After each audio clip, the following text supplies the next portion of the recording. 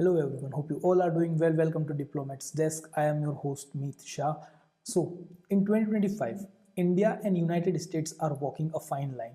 On one hand, launching a landmark Earth observing satellite together, expanding defense cooperation, and deepening semiconductor investment in India. On the other, colliding over sharply higher US tariffs and new proposals that could hit IT services in India. Let's break down where India US relations really stand in defense, technology, trade, and diplomacy, how it's shaping both economies. Diplomatically, things are steady. In August 2025, New Delhi and Washington held their 2+2 intersessional dialogue, keeping defense and foreign policy coordination on track despite all the trade noise. This channel is vital.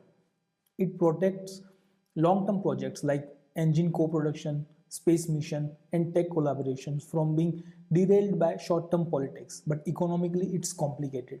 The year began with both sides pledging deeper trade ties and then almost immediately hit a wall. Washington raised effective tariffs on Indian goods to over 25%, up from just 2% last year. In response, India began exploring selective tariff cuts on American imports, trying to shield key export industries while avoiding a full-blown trade war. Now, defense cooperation is actually stronger than ever. India's Hindustan Aeronautics Limited (HAL) is moving ahead with the GE Aerospace F414 fighter engine projects. The licensing milestones are done and the target is up to 80% local tech transfer. That's huge. It shows Washington's growing comfort with sharing critical technology, a major trust signals. Then there is Yuddh Abhyas 2025, the annual India-US Army exercise. This time it was held in Alaska, focusing on high altitude and counter drone operations. These drills build interoperability, the ability to act together seamlessly in any crisis scenario across the Indo-Pacific. And space, the NISAR satellite, a $1.5 billion NASA ISRO mission successfully launched in July from Sriharikota. It's built to track land and ice changes with unprecedented precision. That's not just science, it's data diplomacy connecting US and Indian industry in earth analytics and climate resilience. 2025 is a breakout year for high-tech corporations.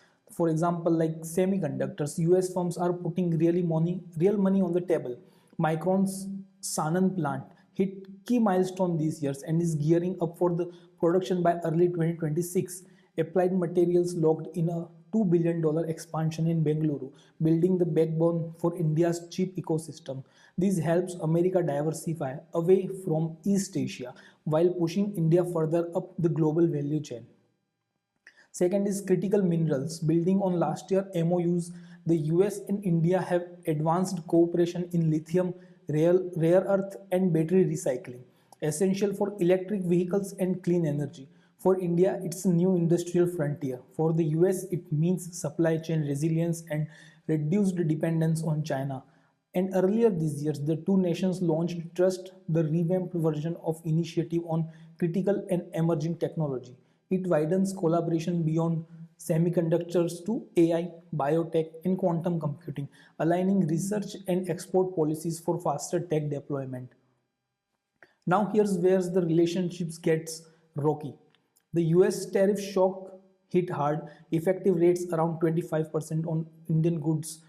It took up to 50% as well. India in turn weighed targeted tariff cuts on selective American imports, trying to keep the peace while protecting its $60 billion export exposure.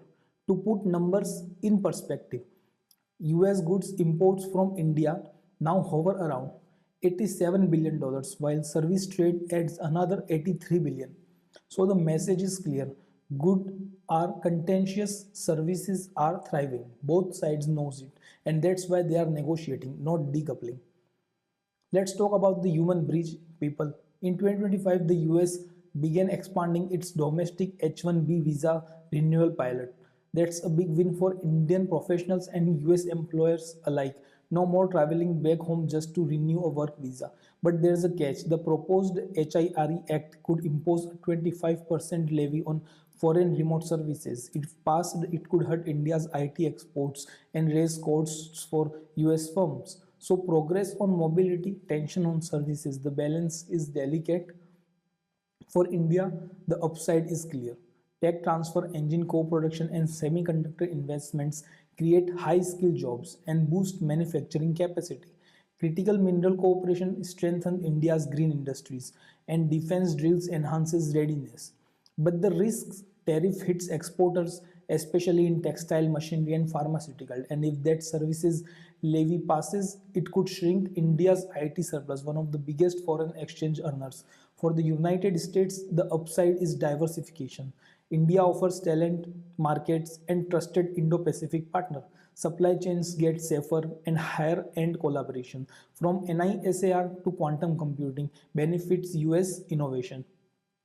But protectionist measures could backfire, raising domestic costs, slowing innovation, and inviting Indian retaliation. The challenge for Washington will be balancing short term politics with the long term strategy. So, what's next? 1. Will there be a tariff truce? 2. Can HAL and GE hit their co production milestone? 3. Will Micron's fab and applied materials ecosystem projects launch on time? 4. Can the new trust framework deliver real results in AI and biotech? And 5. How will the US handle visas and the proposed services levy?